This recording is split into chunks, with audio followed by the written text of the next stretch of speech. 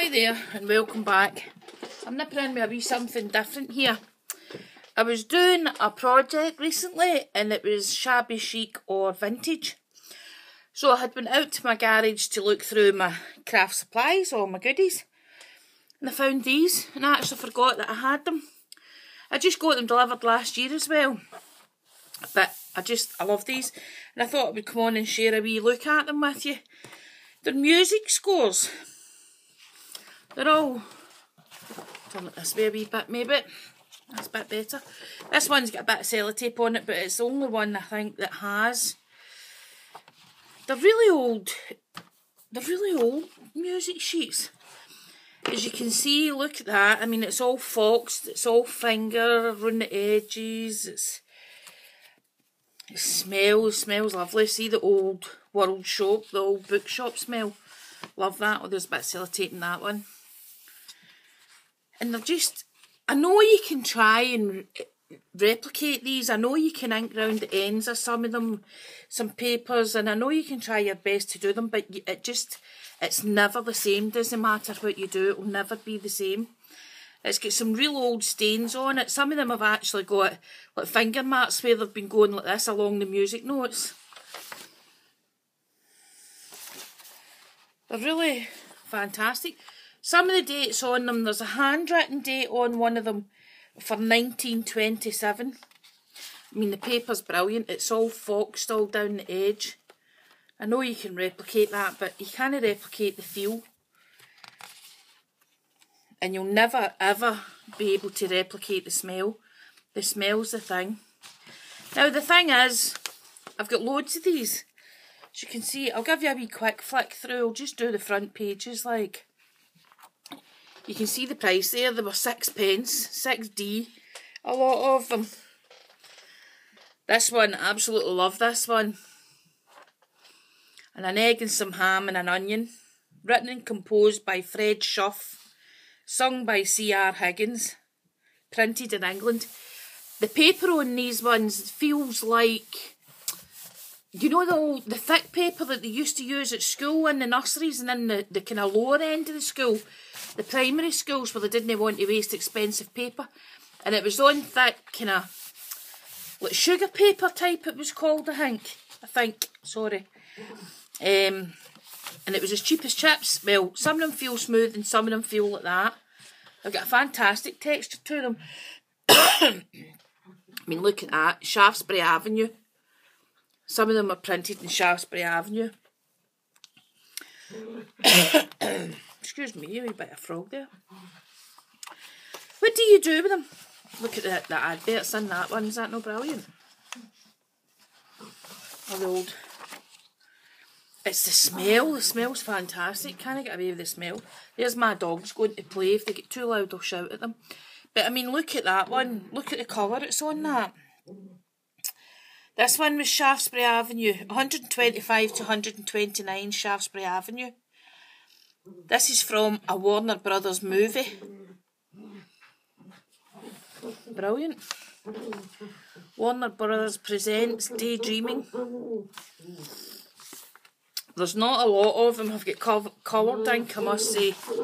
They're mostly all just like this. I mean, you can see, you know where they've been stacked up and for years and years they've been in a pub and the smoke's just, it's penetrated the paper and it's made it all going brown way around the edges. I mean, look at that one. Now, I know these say 6p. Well, that's the old money before decimalisation, 6p. This is one of the ones that's got the finger marks for where they've went along the music notes. So we look into the history of it. But there's not many dates on them. This is one. If you can hear this one. Hear that? It's quite thick, sturdy paper. This one's been ripped quite a lot actually. But look at that. I mean, you can't replicate that. Try as you can. You can get close to it, but you'll never get it. That's years and years and years of atmosphere penetrating the pages. I love them. Anyway, I don't want to cut them up. See that one? 1927. It's got a pencil written on it, 1927. A lot of them have this printed on it or stamped on it for professional use only. This one was 134 Charing Cross, London. So they're all, I mean, they're quite well known places that they've come from. This one, I absolutely love this. I love the feeling of this one. I love how it's all wrinkled around the edges. You can see where it's been fingered in the middle every time they've turned it. And it's just brilliant. The smell, you can't get away from the smell. It's like walking into an old-fashioned bookstore. Where was this one? King Street. Oh, that was New York. 321 to 325 West 40th Street. Oh, and then it was reprinted in Charing Cross, London. I see. Gonna get that, girl. Charing Cross. There's one of them in here, I'm quite sure, has been reprinted in Glasgow. There's another Shaftesbury Avenue one.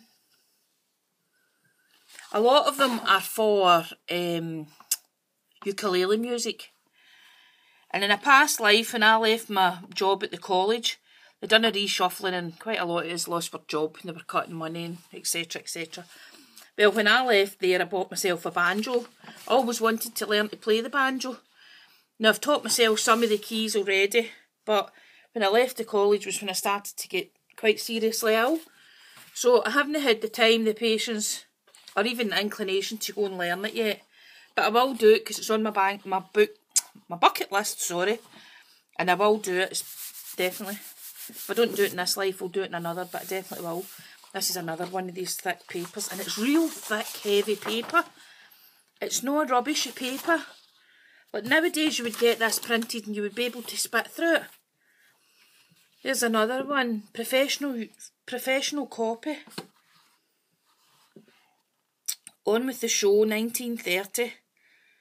The Douglas Pavilion. Sixpence.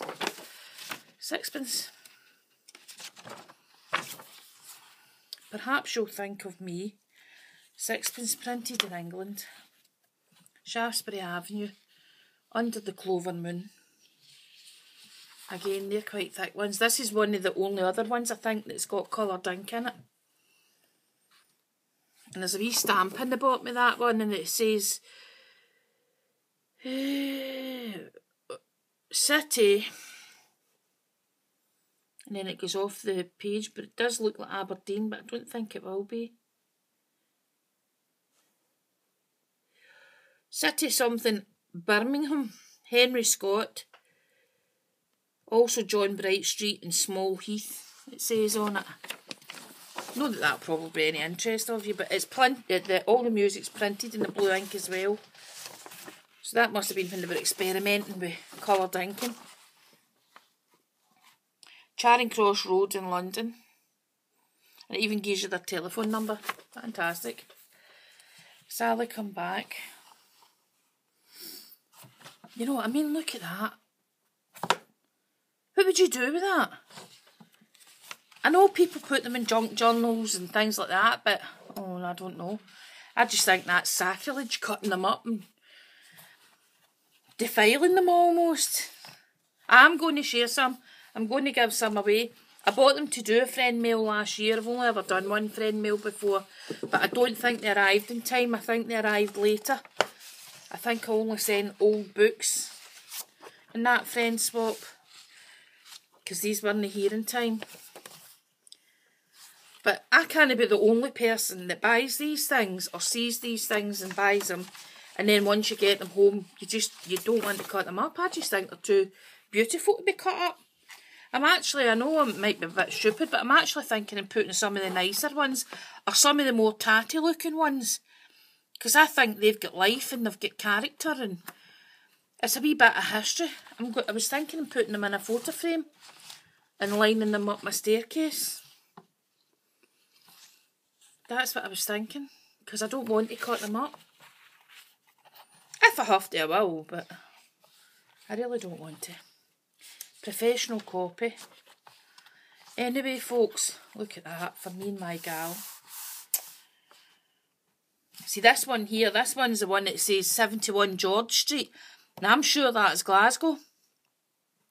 I'm sure there used to be quite a prominent music seller up there in 71 George Street. And I'm quite sure that it moved, and it moved up to Music City.